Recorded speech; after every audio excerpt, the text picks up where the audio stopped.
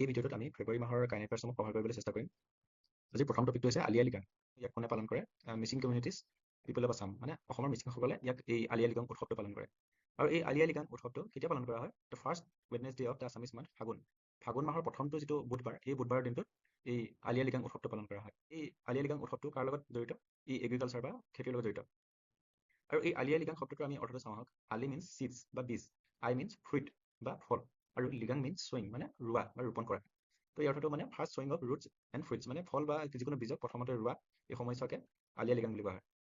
মুখ্যমন্ত্ৰীৰ নিযুত মইনা স্কিম।